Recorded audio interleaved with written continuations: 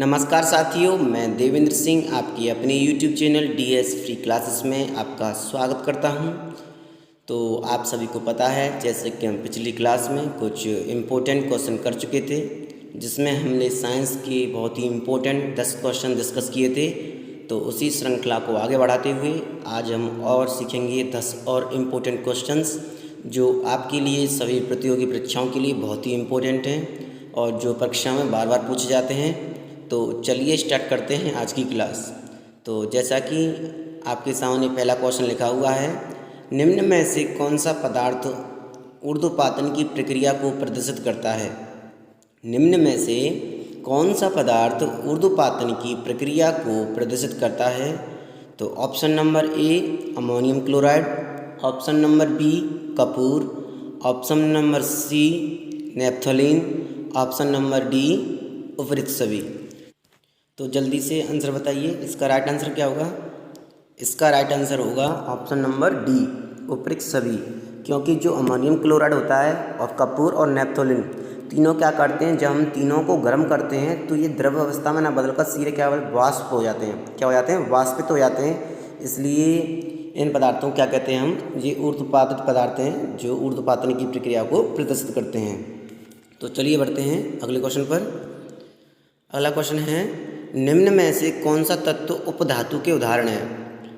जो आपको पता है हमारे पास धातुएं होती हैं और उपधातु होती हैं, तो बताइए इनमें से कौन सी उपधातु हैं। बोरोन, सिलिकॉन, जर्मेनियम और उपर्युक्त सभी। तो आपके सामने चार ऑप्शन हैं, boron, option number B silicon, option number C germanium, option number D उपर्युक्त सभी। तो इसमें से कौन सा राइट आंसर होगा। तो इसमें से राइट आंसर होगा आपका उपर्युक्त सभी, क्योंकि जो बोरॉन होता है, जो सिलिकॉन होता है और जर्मेनियम, ये सभी क्या हैं, हमारी उपधातुएं हैं। इनका प्रयोग किसमें किया जाता है, इनका प्रयोग ट्रांजिस्टर वगैरह में किया जाता है। जो हमारे बिजली के उपकरण होते हैं उनमें इनका प्रयोग किया जाता है। विशेष तौर पर इसका सिलिकॉन का, पहले जर्मेनियम का ज़्यादा उपयोग किया जाता था, अब सिलिकॉन का ज़्यादातर उपयोग किया जाता है। तो चलिए स्टार्ट करते हैं अगला क्वेश्चन। तो क्वेश्चन नंबर 13 है आपका, निम्न में से कौन सा अधातु कमरे के तापमान पर द्रव अवस्था में होता है। तो आपको बताना है इनमें से कौन सा नॉन मेटल किस में होता है, कमरे के तापमान पर, मतलब रूम टेम्परेचर पर वो क्या होता है, लिक्विड फॉर्म में होता है। अधातु, धातु नहीं बताना है आपको, यहाँ पे ही देखना है ये क्या लिखा हुआ है, यहाँ पे लिखा हुआ है अधातु, तो उसको आपको ध्यान रखना है। तो बताइए क्या होगा। Option number A chlorine, option number B bromine, option number C phosphorus, option number D sulphur. बहुत ही इम्पोर्टेंट क्वेश्चन है, बहुत ही ज़्यादा। तो बताइए इसका राइट आंसर क्या होगा। तो इसका राइट आंसर होगा ऑप्शन नंबर बी ब्रोमीन। क्या आंसर होगा, ब्रोमीन।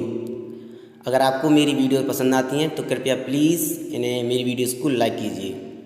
तो चलिए बढ़ते हैं अगले क्वेश्चन पर। तो ये क्वेश्चन है क्वेश्चन नंबर 14, निम्न में से कौन सा धातु कमरे के तापमान पर द्रव अवस्था में होता है। तो पिछले क्वेश्चन में और इस क्वेश्चन में अंतर क्या है, उसमें पूछा था अधातु, इसमें पूछा है धातु मीन्स मेटल। कौन सा धातु कमरे के तापमान पर द्रव अवस्था में होता है, बहुत ही इंपॉर्टेंट क्वेश्चन। तो इस पर option number A gallium, option number B caesium, option number C पारा, ऑप्शन नंबर डी सोडियम। तो इसका राइट आंसर क्या होगा। तो जल्दी से बताइए इसका राइट आंसर क्या होगा। तो आपको करना क्या है, तो आपको वीडियो को पॉज करना है, अपना आंसर टिक लगाना है, तब मेरी वीडियो को आगे देखना है। तो इसका राइट आंसर होगा ऑप्शन नंबर सी पारा। तो आपको पता ही है जो डॉक्टरी थर्मामीटर होता है, जिससे जो डॉक्टर होता है वो आपका टेम्परेचर नापता है, उसमें क्या होता है, पारा होता है। आपने दुकानों में, डॉक्टर्स की दुकानों में ज़्यादातर उसको देखा होगा। तो चलिए बढ़ते हैं अगले क्वेश्चन पर। तो क्वेश्चन नंबर 15 है, निम्न में से कौन सा शुद्ध पदार्थ है। क्या शुद्ध पदार्थ। तो इसमें ऑप्शन नंबर ए वायु, ऑप्शन नंबर बी दूध, ऑप्शन नंबर सी लकड़ी, ऑप्शन नंबर डी पारा। बहुत ही इंपॉर्टेंट क्वेश्चन। तो इसका राइट आंसर क्या होगा। तो वायु, दूध, लकड़ी और पारा। तो इसका राइट आंसर होगा पारा, क्या? पारा। तो पारा क्या है? शुद्ध पदार्थ है पारा। तो चलिए बढ़ते हैं अगले क्वेश्चन पर। परमाणु की त्रिज्या को किस इकाई में नापा जाता है? तो what is the unit of atom? परमाणु की त्रिज्या होती है, जो उसकी रेडियस होती है, what is the unit of atoms radius? उसकी त्रिज्या का जो मात्रक होता है वो क्या होता है? इकाई कहें या मात्रक कहें या यूनिट कहें, बात एक ही है। तो आपको इसमें कन्फ्यूज नहीं होना है। तो इसका आंसर क्या होगा? Option number A nanometre, option number B micrometre, option number C millimetre, option number D इनमें से कोई नहीं। तो इसका राइट आंसर होगा नैनोमीटर। तो 1 नैनोमीटर कितने मीटर के बराबर होता है? मैं आपको माइक्रोमीटर बता रहा हूँ, आपको नैनोमीटर बताना है, ठीक है। तो 1 माइक्रोमीटर बराबर होता है, 1 माइक्रोमीटर बराबर होता है 10⁻⁻6 मीटर के। तो आपको बताना है 1 नैनोमीटर किसके बराबर होता है। तो आपको इसका आंसर देना है कमेंट बॉक्स में। तो चलिए बढ़ते हैं अगले क्वेश्चन पर।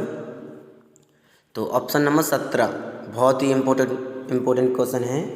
एक AMU बराबर होता है, एक AMU बराबर होता है। तो यहाँ पे AMU की फुल फॉर्म क्या होती है मैं बताता हूँ आपको। ये होता है एटॉमिक मास यूनिट। क्या होता है? Atomic mass unit. तो एक AMU बराबर होता है ऑप्शन नंबर ए कार्बन 12 समस्थानिक के एक परमाणु का भार, ऑप्शन नंबर बी कार्बन 12 समस्थानिक के एक परमाणु भार का 12वां भाग, ऑप्शन नंबर सी ऑक्सीजन के एक परमाणु का भार, ऑप्शन नंबर डी इनमें से कोई नहीं। तो आपको उसका राइट आंसर बताना है। तो इसका राइट आंसर है ऑप्शन नंबर बी। जो कार्बन 12 होता है उसके समस्थानिक के परमाणु भार का 12वां भाग होता है एक AMU। तो चलिए बढ़ते हैं अगले क्वेश्चन पर। ओजोन अणु की परमाणुकता क्या है? जो हमारा ओजोन होता है, जो O3 होता है, O3 ये क्या होता है? ओजोन होता है। और जो O2 होता है हमारा, ये ऑक्सीजन होता है। तो हमें इसकी क्या बतानी है? परमाणुकता बतानी है। तो बताइए ओजोन अणु की परमाणुकता क्या है? तो इसका राइट आंसर क्या होगा?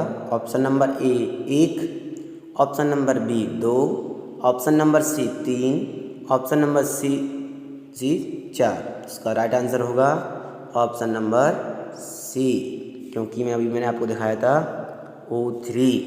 तो इसकी परमाणुकता कितनी हो गई? 3 हो गई। तो बढ़ते हैं अगले क्वेश्चन पर। तो अगला क्वेश्चन है आवोगाड्रो संख्या का मान होता है।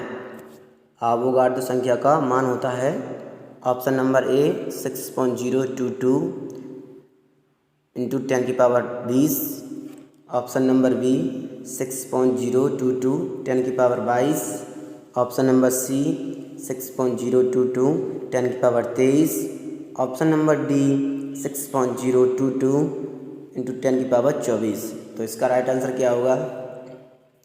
तो इसका राइट आंसर सी होगा कि नहीं होगा, इस पर टिक लग रहा है तो इसको आपको ये नहीं समझना है कि यही राइट आंसर है। इसका आंसर कुछ भी हो सकता है। तो जल्दी से बताइए इसका राइट आंसर क्या होगा। बहुत ही इम्पोर्टेंट क्वेश्चन है, 1 नंबर में पूछ लिया जाता है। What is the value of Avogadro number? Avogadro number तो पूछ लिया जाता है, आवोगाड्रो संख्या का मान क्या है। तो इसका राइट आंसर क्या होगा? इसका राइट आंसर होगा ऑप्शन नंबर सी। तो यहाँ पे सही दे रखा है, आवोगाड्रो संख्या का मान होता है 6.022 × 10⁻23। इसका संख्या का कोई मात्रक नहीं होता है, इसलिए इसका कोई मात्रक नहीं है। जैसे कि 5 होता है, 6 होता है, संख्या हैं, इनका कोई मात्रक नहीं होता है, तो इसका भी कोई यूनिट नहीं होगा। तो चलिए बढ़ते हैं अगले क्वेश्चन पर। सल्फर के एक अणु में सल्फर के कितने परमाणु होते हैं? बहुत ही important question, easy and important question. तो सल्फर के एक अणु में सल्फर के कितने परमाणु होते हैं? Option number A 2, option number B 4, option number C 6, option number D 8। तो इसमें हमसे क्या पूछा है? एक अणु में कितने परमाणु होते हैं? तो आपको आंसर बताना है इसका। तो सल्फर तो सल्फर आप कैसे लिखते हैं, ऐसे लिखते हैं, हम सल्फर ऐसे लिखते हैं या सल्फर हम ऐसे लिखते हैं? आप जल्दी से बताइए कैसे लिखते हैं। जो सल्फर होता है हम सल्फर को ऐसे लिखते हैं, ऐसे नहीं लिखते हैं। तो बताइए इसके सल्फर के कितने परमाणु होते हैं? तो इसका राइट आंसर होगा ऑप्शन नंबर डी।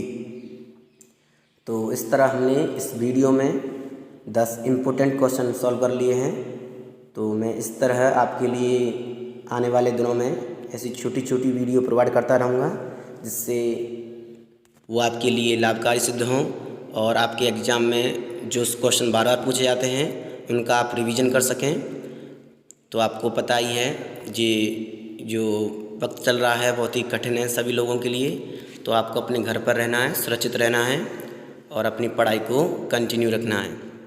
अगर आपको मेरी वीडियोस पसंद आती हैं तो आप मेरी वीडियोस को लाइक कीजिए, मेरे चैनल को सब्सक्राइब कीजिए और मेरी वीडियोस को अपनी सभी फ्रेंड्स के साथ शेयर भी कीजिए और बेल आइकन को प्रेस करना ना भूलें, जिससे कि आपको आने वाले समय में नोटिफिकेशन समय पर प्राप्त होती रहें। तो मिलते हैं अगली वीडियो में, तब तक के लिए थैंक यू सो मच।